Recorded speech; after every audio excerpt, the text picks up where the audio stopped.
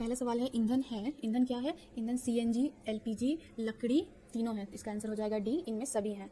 जीवाश्म ईंधन का उदाहरण है पेट्रोलियम, कोयला, दोनों। इसका आंसर हो जाएगा सी, ए और बी दोनों। अगला सवाल है अमोनियम क्लोराइड का जलीय विलयन होता है, अम्लीय होता है। अगला सवाल है एथेन का आणविक सूत्र C2H6 है, इसमें सहसंयोजन बंधनों की संख्या 7 होती है। अगला है शल्य चिकित्सा में टूटी हड्डियों को जोड़ने के लिए प्रयुक्त होने वाला रासायनिक पदार्थ प्लास्टर ऑफ पेरिस है। अगला सवाल है किस पीएच का मान वाला विलयन सबसे अधिक अम्लीय होगा? तो 1 पीएच मान वाला विलयन सबसे अधिक अम्लीय होगा। अगला सवाल है एथाइन में कार्बन कार्बन परमाणुओं के बीच कितने सहसंयोजन बंधक होते हैं? तो इनके बीच 3 सहसंयोजक बंधक होते हैं। क्यूपराइड निम्नांकित में किस धातु का अयस्क है? तो कॉपर का अयस्क है। निम्न में किसे रासायनिक दूत कहा गया है? हार्मोन को रासायनिक दूत कहा गया है। पौधे के उत्सर्जी पदार्थ निम्न में से कौन है? तो रेजिन, गोंद और टेनिन, ये सभी उत्सर्जी पदार्थ है। तो इसका आंसर हो जाएगा डी, इनमें से सभी। मानव हृदय में कोष्ठों की संख्या कितनी है? मानव हृदय में कोष्ठों की संख्या 4 है। निम्न में से कौन हेट्रोक्राइनिन ग्रंथि है? यकृत हेट्रोक्राइनिन ग्रंथि है। पौधों में गैसों का आदान प्रदान किससे होता है? तो वातरंध्र से, रंध्र से, जड़ की सतह से, इन सभी से गैसों का आदान प्रदान होता है। अगला सवाल है निम्नलिखित में कौन पुरुष हार्मोन है? तो टेस्टोस्टेरोन पुरुष हार्मोन होता है। किण्वन किस क्रिया पाई जाती है? किण्वन क्रिया ईस्ट में पाई जाती है। प्रकाश संश्लेषण होता है, प्रकाश संश्लेषण दिन में होता है। आयोडीन को निम्नलिखित में किस द्रव में घोलने से टिक्चर आयोडीन बनता है? तो आयोडीन को एथिल अल्कोहल में घोलने पर टिक्चर आयोडीन बनता है। अगला सवाल है डालडा में उपस्थित वसा अम्ल किस प्रकृति का होता है? तो डालडा में उपस्थित वसा अम्ल संतृप्त प्रकृति का होता है। प्रोपेनॉन का क्रियाशील मूलक है, इसका आंसर हो जाएगा सी। एथिलीन है, ओलेफिन। निम्नलिखित में कौन जीवाश्म ईंधन नहीं है? तो बायोगैस जीवाश्म ईंधन नहीं है। टिहरी बांध निर्माण का उद्देश्य क्या था? टिहरी बांध का उद्देश्य जल आपूर्ति, भूमि सिंचाई, बिजली उत्पादन, ये सभी था। इसका आंसर हो जाएगा डी, इनमें सभी। अगला सवाल है निम्नलिखित में कौन सा तत्व आसानी से इलेक्ट्रॉन का त्याग नहीं कर सकता? तो फ्लोरीन इलेक्ट्रॉनों का त्याग आसानी से नहीं कर सकता। निम्नलिखित में किस तत्व में संयोजी इलेक्ट्रॉनों की संख्या सबसे अधिक होती है? तो फास्फोरस में संयोजी इलेक्ट्रॉनों की संख्या सबसे अधिक होती है। एक वयस्क मनुष्य के कितने दांत होते हैं? तो एक वयस्क मनुष्य के 32 दांत होते हैं। अगला सवाल है मस्तिष्क उत्तरदायी है, मस्तिष्क हृदय संपादन के लिए उत्तरदायी होती है, शरीर की संतुलन के लिए उत्तरदायी होती है, सोचने के लिए उत्तरदायी होती है। तो इसका आंसर हो जाएगा डी, इन सभी के लिए उत्तरदायी है। ट्रैकिया किस जीव का श्वसन अंग है? ट्रैकिया कॉकरोच का श्वसन अंग है। शरीर में भोजन का पाचन किस प्रकार की अभिक्रिया है? तो शरीर में भोजन का पाचन उपपचय अभिक्रिया है। पूर्ण विकसित अंडाशय कहलाता है फल। एक स्त्री में कौन सा लिंग गुणसूत्र मिलते हैं? तो एक स्त्री में XX लिंग गुणसूत्र मिलते हैं। मृतोपजीवी का उदाहरण है गोबर छत्ता। गार्ड कोशिका की कौन सी भित्ति मोटी होती है? गार्ड कोशिका की भित्ति मोटी होती है। निम्नांकित में कौन सी अधातु विद्युत का सुचालक होती है? तो ग्रेफाइट अधातु विद्युत का सुचालक है। बैटरी का अम्ल है सांद्र H2SO4। काली चूना का रासायनिक सूत्र होता है कैल्शियम ऑक्साइड। आयोडीन युक्त नमक है sodium chloride plus potassium iodide. दूसरा है sodium chloride plus potassium iodide, यह दोनों आयोडीन युक्त नमक है। इसका आंसर हो जाएगा सी, ए और बी दोनों है। प्लास्टर ऑफ पेरिस का रासायनिक नाम क्या है? प्लास्टर ऑफ पेरिस का रासायनिक नाम कैल्शियम सल्फेट अर्धहाइड्रेट है। इसका आंसर होगा डी। अगला सवाल है लौंग तेल किस प्रकार का सूचक है? तो लौंग तेल गंधिया सूचक है। घरेलू गैस LPG का प्रमुख अवयव क्या है? प्रमुख अवयव ब्यूटेन है। C60 फुलेरिन की आकृति निम्नलिखित में किसके जैसी होती है? C60 फुलेरिन की आकृति जो है वो फुटबॉल के जैसी होती है। लेंस की आवर्धन का SI मात्रक मात्रक विहीन है।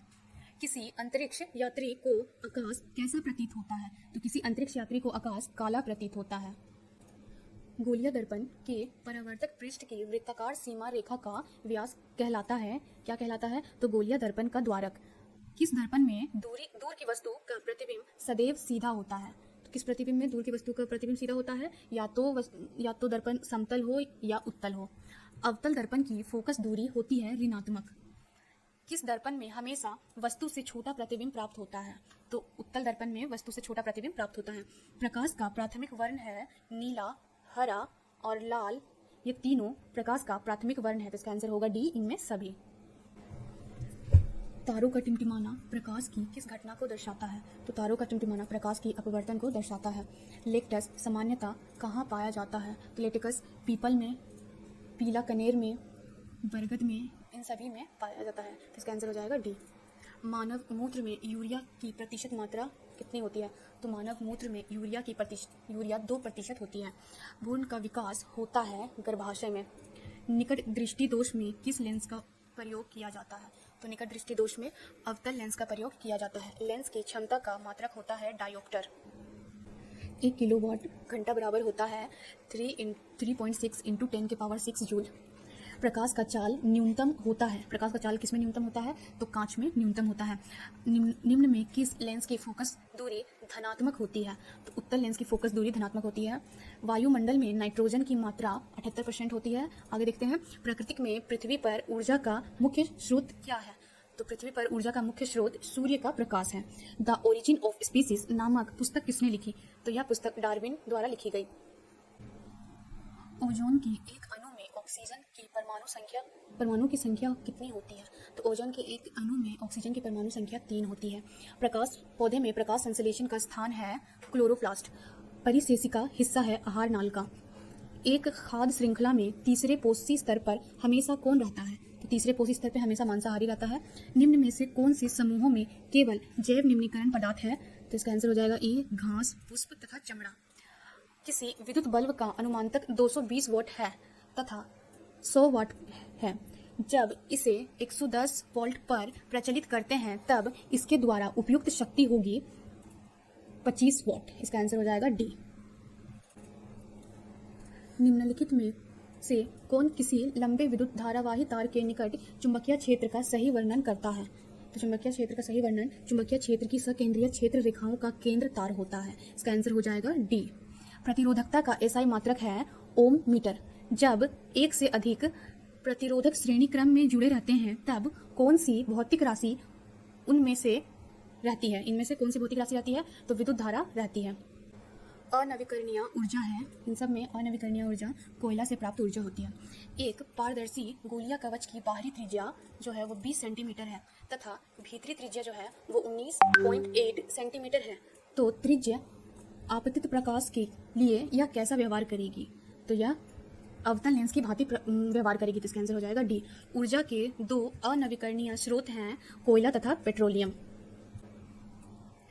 उत्तम ऊर्जा का स्रोत वह है जो सरलता से सुलभ हो सके, जो प्रति एकांक आयतन अथवा प्रति एकांक द्रव्यमान में अधिक कार्य करे, जिसका भंडारण तथा परिवहन आसान हो।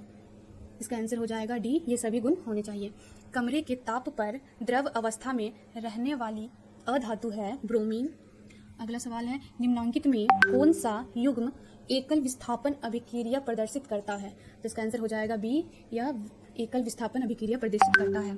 आवर्त सारणी में आवर्तों की संख्या होती है। आवर्त सारणी में आवर्तों की संख्या कितनी होती है? तो 7 होती है। पेप्टेन C5H12 के कितने संरचना समयवी संभव हैं? तो इसके 3 संरचना समयवी संभव हैं। दही में कौन सा अम्ल होता है? तो दही में कौन सा अम्ल होता है? लैक्टिक अम्ल होता है। निम्नांकित में किस धातु को केरोसिन में डुबोकर रखा जाता है? तो इन सब में से किन धातु को केरोसिन में डुबोकर रखा जाता है? तो सोडियम को केरोसिन में डुबोकर रखा जाता है। Al4C3 के जल अपघटन से निम्नांकित में कौन बनता है? तो इन सब में से क्या बनता है? तो मीथेन बनता है। वह धातु जो सिर्फ अम्लरज में घुलता है उसे क्या कहते हैं? Au। इसका आंसर हो जाएगा बी।